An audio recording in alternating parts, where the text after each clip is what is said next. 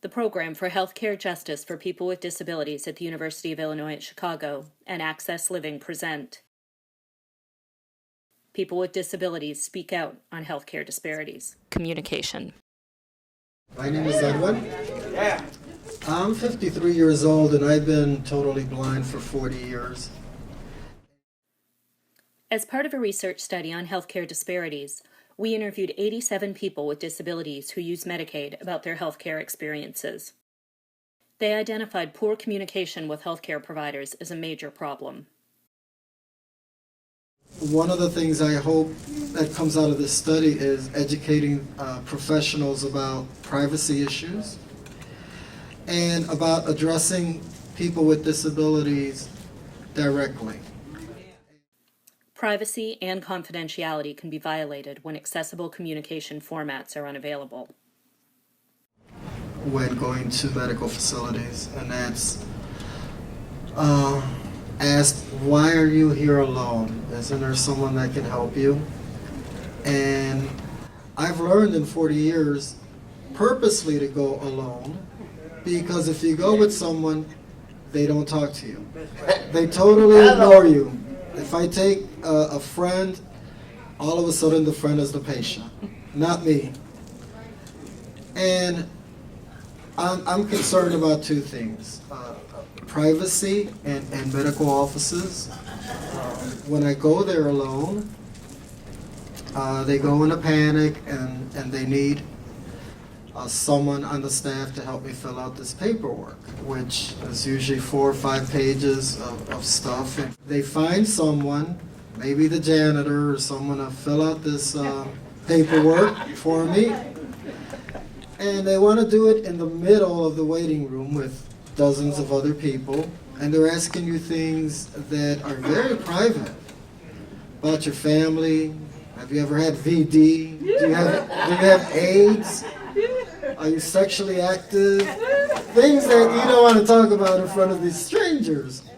Of the people who needed it, 58% said they'd never or only sometimes get health information in accessible formats.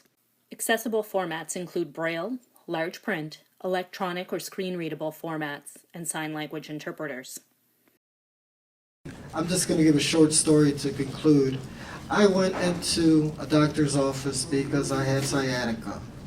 And like I said, the first thing I came across was having to answer all these questions in the waiting room.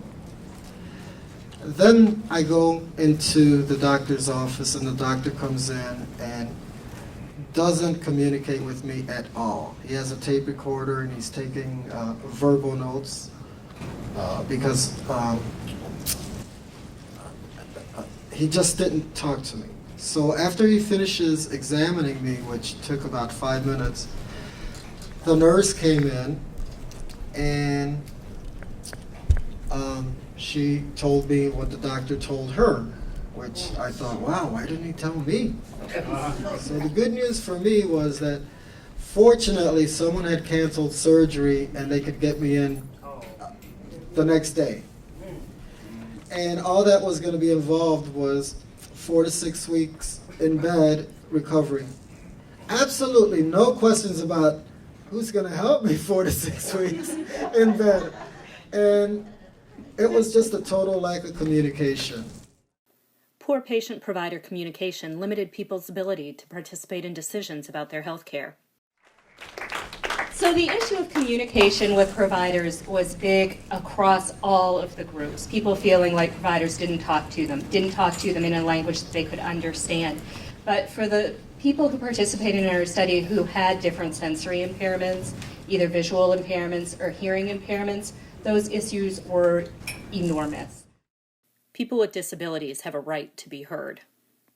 Providers have a responsibility to listen and to provide information that people can use and understand.